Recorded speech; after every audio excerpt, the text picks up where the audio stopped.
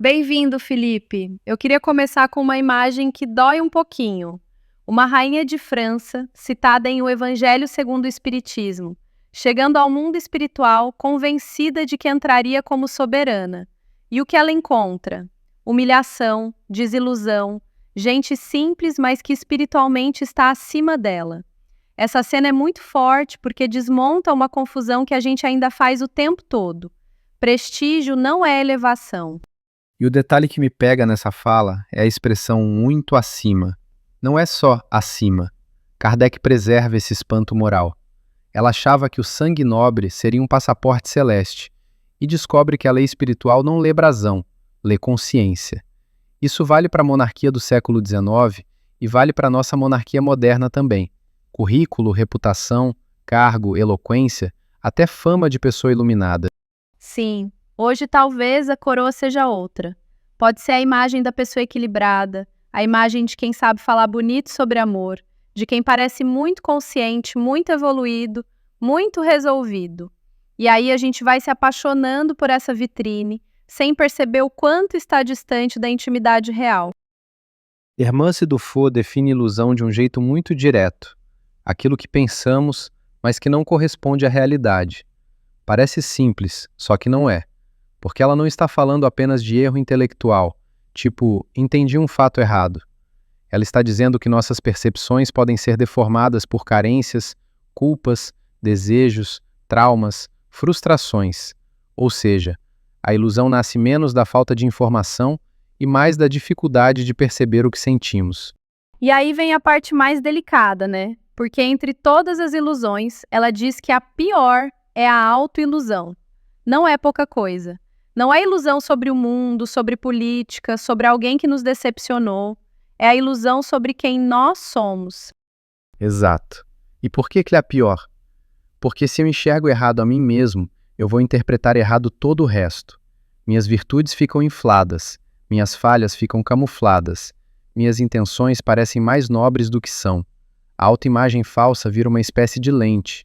E aí eu não apenas erro um ponto da vida, eu organizo a vida inteira em torno desse erro. Isso me lembra muito consultório, conversa íntima, amizade profunda. Às vezes a pessoa sofre não só pelo que vive, mas pelo esforço exaustivo de sustentar uma versão de si. E a nossa época, convenhamos, ajuda demais nisso. Rede social, performance, discurso correto, validação o tempo todo. A pessoa já acorda meio perguntando como eu pareço, antes de perguntar como eu estou. E esse é o ponto moderno mais afiado do capítulo. A cultura da aparência não inventou a vaidade, claro, mas sofisticou a ferramenta. Antes havia o salão social, hoje existe uma vitrine portátil no bolso. Você edita a foto, edita a frase, edita a indignação moral, edita até a espiritualidade. E, veja, não precisa haver mentira consciente. O perigo é mais sutil. Você começa a acreditar na personagem que performa. Nossa, personagem que performa. Isso fica. Porque às vezes a gente nem quer enganar ninguém. A gente só não aguenta a dor de ser comum, falível, contraditório. Então a imagem idealizada vira um anestésico. Sim, a desilusão nesse contexto não é crueldade divina, é misericórdia. É quando a realidade interrompe a fantasia. A rainha de França é um símbolo disso. A máscara cai e a alma vê. E ver pode humilhar o orgulho, mas também pode inaugurar a verdade. Sem esse choque, a reforma íntima vira teatro muito bem ensaiado. Talvez esse seja o convite de hoje. Não usar esse tema para se culpar, mas para se perguntar com honestidade: onde é que eu estou confundindo imagem com verdade? Onde é que eu estou defendendo uma aparência em vez de cuidar da alma real? Hermance usa uma expressão fortíssima: esconderijos psíquicos. O eu idealizado nasce aí. A criatura sente a angústia de ser o que ainda é, com inferioridade, medo, desejo contraditório, impulsos imaturos, e então constrói um eu ideal para atenuar essa dor. Não é necessariamente cinismo, muitas vezes é defesa. A mente aprendeu a proteger a fragilidade, criando uma imagem mais aceitável. Eu gosto muito desse cuidado de não reduzir tudo à falsidade consciente.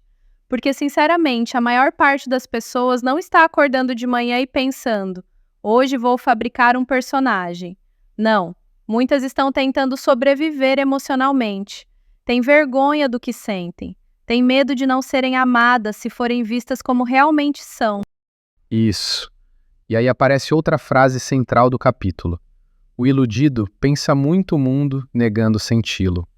Eu acho isso brilhante, porque a razão, quando desconectada do sentimento, vira advogada de defesa do ego. Ela argumenta, explica, justifica, analisa tudo, menos a própria dor. A pessoa sabe interpretar o mundo inteiro, mas não consegue nomear a inveja que sentiu ontem, a carência que moveu aquela reação, a culpa escondida atrás da rigidez. Deixa eu tentar devolver isso para ver se entendi. Não é que pensar seja ruim. O problema é quando o pensamento vira uma muralha, certo? A pessoa fala muito sobre consciência, sobre comportamento, sobre energia, sobre os outros, mas isso tudo funciona como distância do próprio sentir. Perfeito. Não é anti-intelectualismo, de jeito nenhum. É integração. Quando razão e sentimento se separam, nasce a miragem.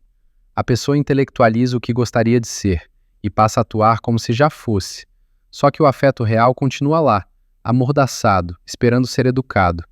E enquanto não é escutado, ele governa por baixo. E aí entramos na sombra. Essa palavra assusta um pouco, mas eu acho linda quando bem compreendida. A sombra não é só o lado feio, é aquilo que eu não quero ver em mim. Pode ser agressividade, ciúme, vaidade, manipulação, mas também pode ser força, desejo legítimo, talento, sensibilidade que eu reprimi. O eu real que a irmã se menciona inclui dor e inclui luz. Gosto desse ponto, porque fugir da sombra é fugir da cura, mas também é fugir do potencial. A obra diz que tentamos ignorar esse eu real há milênios. E olha, isso explica muita coisa. A pessoa às vezes sustenta uma imagem de bondade tão rígida que não consegue admitir a própria raiva. Só que raiva negada não vira amor, vira passividade doente ou explosão tardia. Posso fazer um comentário pessoal? Eu percebo em mim uma defesa muito sutil, que é querer parecer acolhedor o tempo todo. E ser acolhedor é lindo, claro, mas às vezes eu noto que essa imagem pode virar fuga de limites, fuga de confronto, fuga até de reconhecer irritação. Quando eu me vejo nisso, eu penso: opa, isso aqui já não é virtude pura, isso é medo de desapontar. E eu me reconheço no lado oposto. Como eu venho de uma formação mais filosófica, mais analítica, a minha defesa muitas vezes foi entender demais. Explicar muito bem o sentimento em vez de senti-lo. É quase elegante demais, sabe? Você nomeia a própria contradição com precisão acadêmica e acha que por ter descrito já transformou. Não transformou. Descreveu. Não transformou, descreveu. Isso é muito bom e muito verdadeiro, porque tem horas em que a gente faz um relatório impecável da alma, mas ainda não abraçou a criança ferida, ainda não assumiu o impulso vaidoso, ainda não pediu perdão. Exato. E aí o eu ideal vai criando uma faixa de segurança. Eu só me permito emoções compatíveis com a imagem que quero preservar. Se eu me vejo como equilibrado, escondo meu descontrole. Se eu me vejo como bom, escondo minhas ambições. Se eu me vejo como espiritualizado, escondo meus desejos mais crus. O resultado é uma vida estreita, policiada, artificial. E cansativa. Porque manter máscara gasta energia psíquica demais. A alma fica tensa, defensiva, hipervigilante. Não para crescer, mas para não ser desmascarada.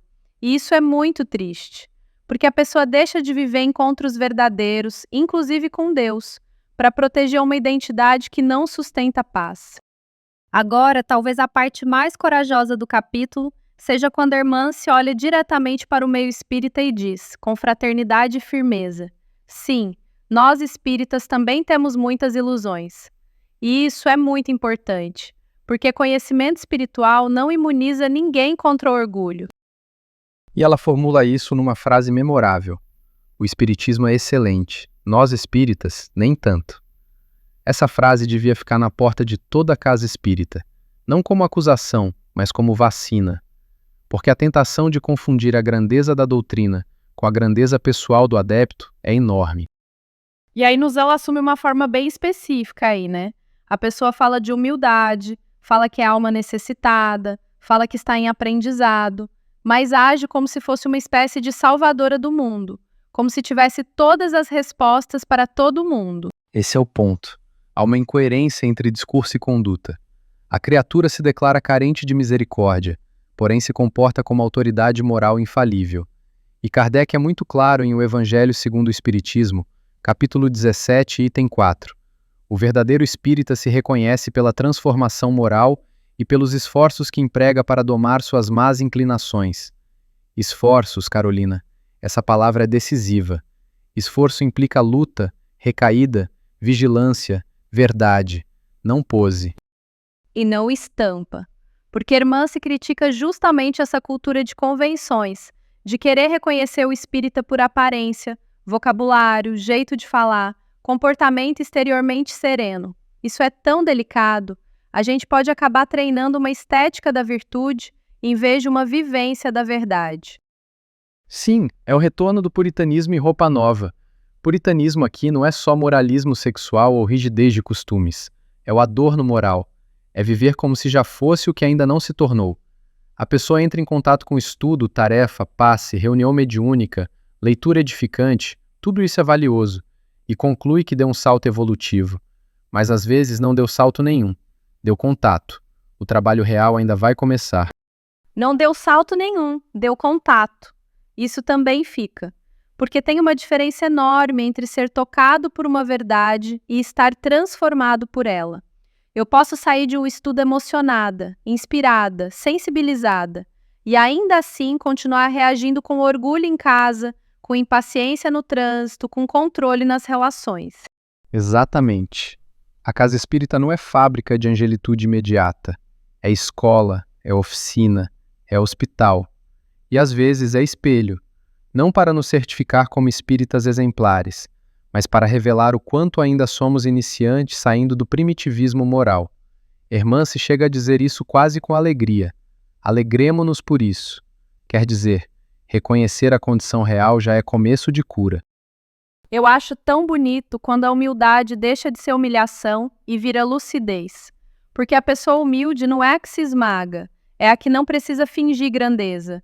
Ela consegue servir sem tanta necessidade de aplauso, ouvir crítica sem desmoronar, admitir falha sem sentir que deixou de ter valor. E isso é anti-espetacular. Talvez por isso seja tão difícil. O ego prefere títulos, funções, reconhecimentos, a identidade de alguém do bem.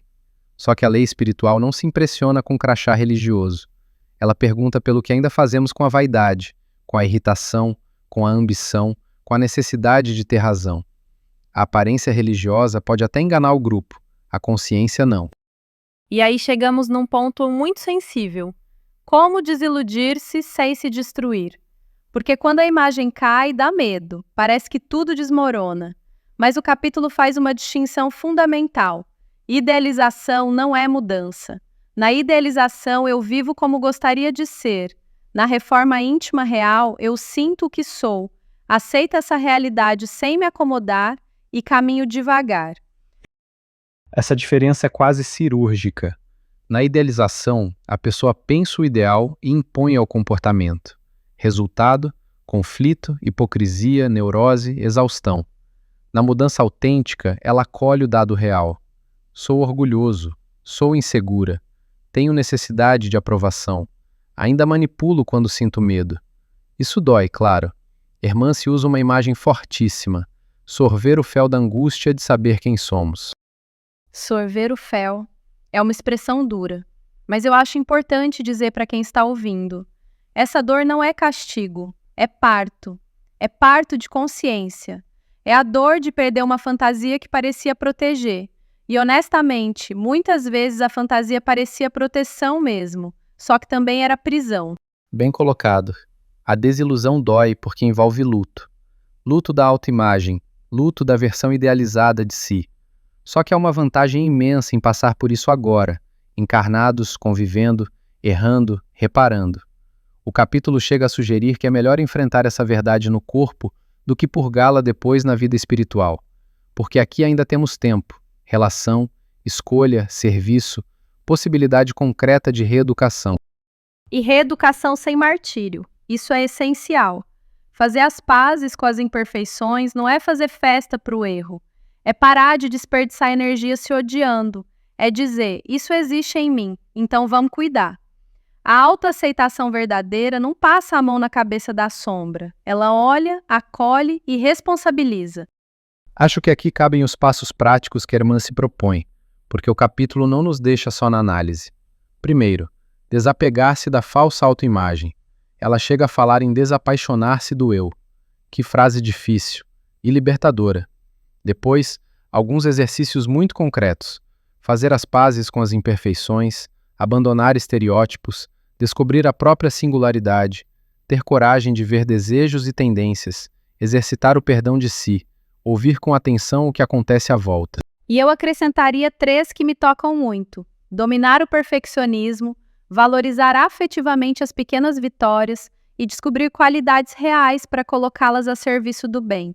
Porque às vezes a pessoa entra em reforma íntima com uma violência tão grande contra si que esquece de notar o que já melhorou. E pequenas vitórias são preciosas. Responder um pouco menos reativamente já é vitória. Pedir desculpa mais cedo já é vitória. Sustentar um limite sem culpa já é vitória. Sim, a reforma autêntica é paulatina, mensurável, humilde. Não é um salto imaginário até um eu crístico performado. É um passo real para fora da roda viciosa do medo, da culpa e da insegurança.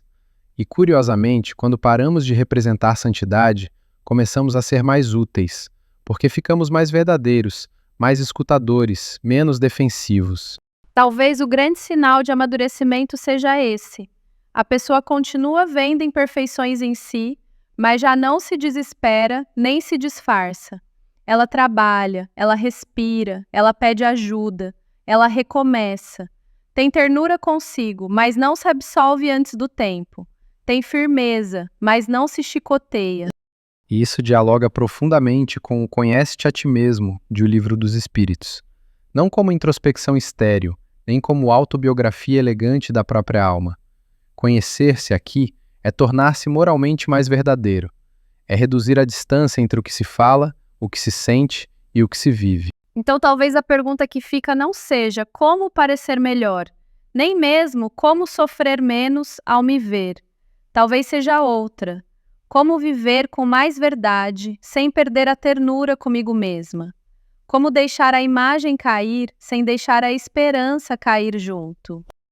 Porque, no fundo, desiludir-se não é o fim da esperança, é o fim da mentira. E quando a mentira termina, por doloroso que seja, começa alguma coisa muito mais humilde e muito mais luminosa. Terminando mais um episódio com muitas reflexões. Muito obrigado, Felipe, e um abraço carinhoso para você que nos acompanhou até aqui. Até logo!